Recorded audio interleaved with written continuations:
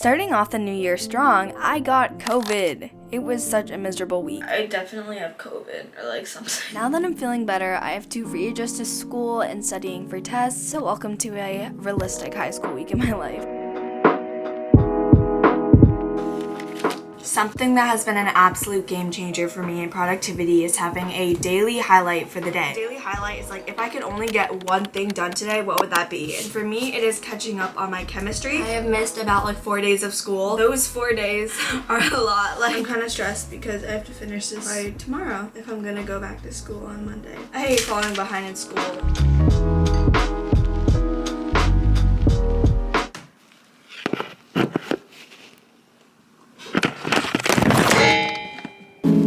Okay. I'm gonna read just like some of my book. I have a Bible study with my friend at 10 a.m. on FaceTime. I have like 20 minutes before that. And I already did my personal Bible study this morning. I think I just want to read some Token Economy. I know this literally looks like a textbook. It kind of is. So like if you guys have been hearing about like Bitcoin, like cryptocurrencies, this is the technology that backs that. So I'm trying to learn a lot about it right now. I'm filming a TikTok for a brand this early afternoon. So I'm gonna do my makeup. Honestly, while I was sick, I like barely did any makeup. Recently, I got this highlighter from Merit. I'll leave a link in my description to this highlighter. I really like it. Spitting in the sink as usual. Are you? Don't touch my face. Huh? What? What?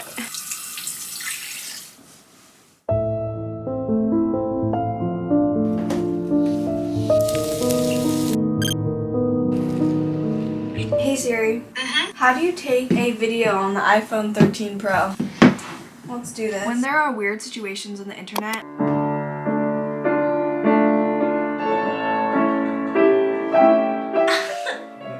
I literally like feel my butt shrinking.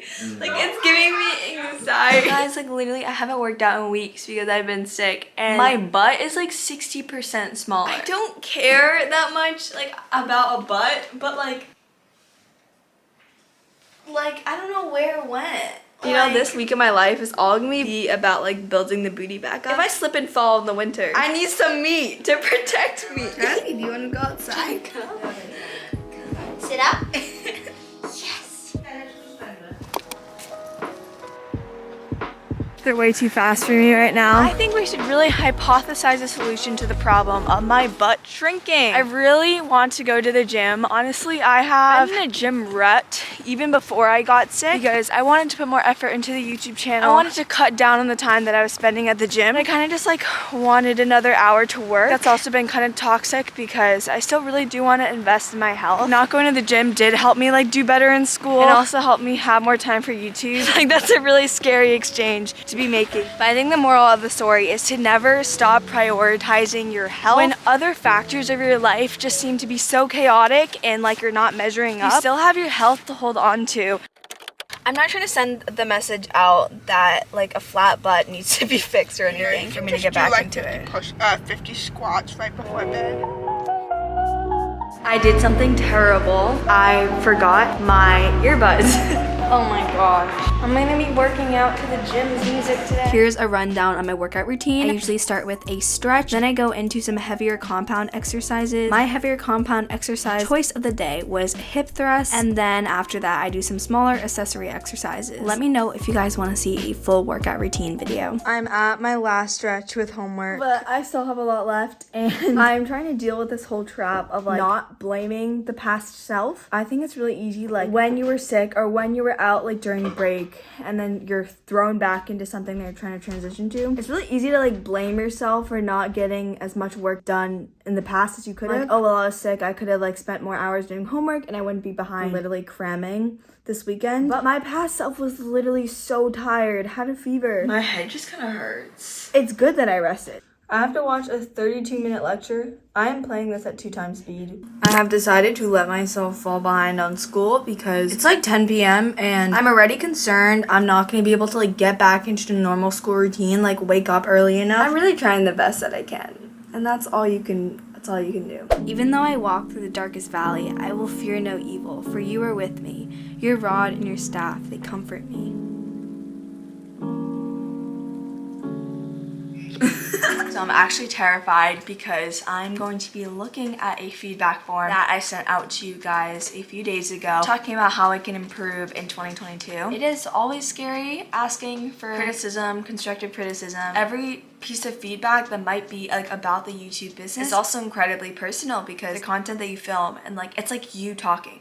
So it's like very hard for me to separate criticism about my content from criticism about me. And I think that's the scariest part. I was right. This whole process was very scary, and honestly, a lot of the things you guys said were right. There have been mistakes I've just been making in my personal life, and it has definitely affected my content. And thank you so much for just maintaining honesty with me and always keeping me humble. I really appreciate it, guys. Even though it does hurt sometimes. I think that's a big part of growth, is ripping off the band-aid.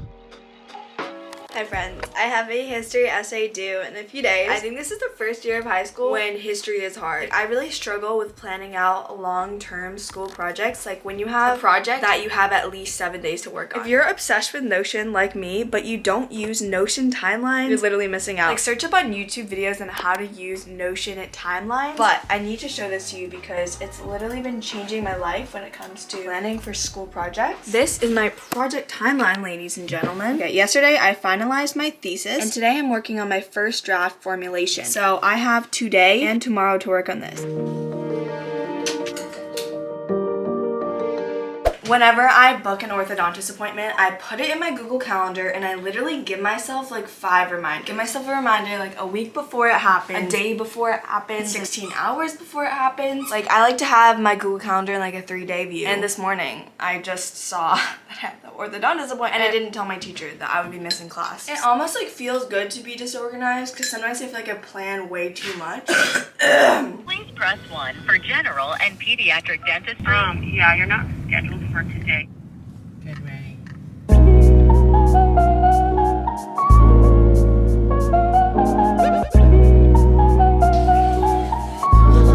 The book I am reading at the current moment is on Apple Books, and it's called Unconditional Parenting. I know it might seem weird that I'm reading books on parenting, but I found it to be very eye-opening. It's really helped me work on my relationship with my parents because I'm like, I still have a few more years of high school left, so I actually have time to repair like any childhood trauma that might have happened or may happen by actually working on the way my parents parent me, like with them. So that's why I've been reading a lot of parenting books.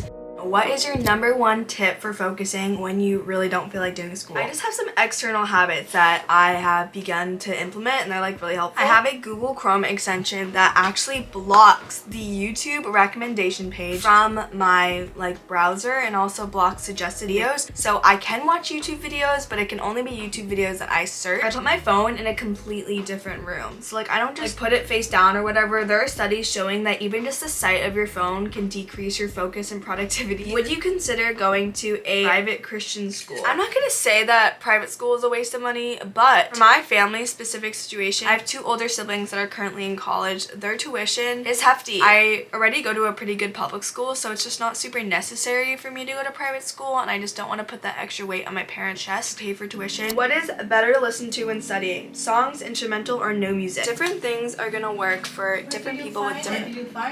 When it comes to focus, there's really no one-size-fits-all type model. If I already have a quiet environment, like there are not people talking around me, I will not listen to music. I've started to listen to brown noise sometimes, or like white noise in the background. If there are people talking around me, I actually do listen to lo-fi. I heard that lo-fi really does help you focus if there are external noises around you, because it's better to have like a predictable beat that lo-fi gives you. But if it's already silent, I won't listen to lo-fi because I personally think that silence is always the best. How do you prioritize school with still going to church, hanging out with friends, etc.? Definitely the classes that I take have put some limitations on my social life. First off, to address your question about church, most important thing is seeing church as a priority that needs to happen per week. Even if I have a lot of work, I will still go to church. So then it's just like I have to plan my work around church. And then when it comes to social life, do not book too far in advance, and it's totally okay to tell a friend like, let's hang out in a few weeks, but let me get back to you then. Like the best part about being a teenager, your social life, is it can be so spontaneous. Like I just want to get back to spontaneously hanging out with a friend after school, like that we did not plan before. And when I used to plan so much in advance, I didn't have the flexibility to randomly be like, do you want to go get ice cream tonight? How to study for a hard subject. Fail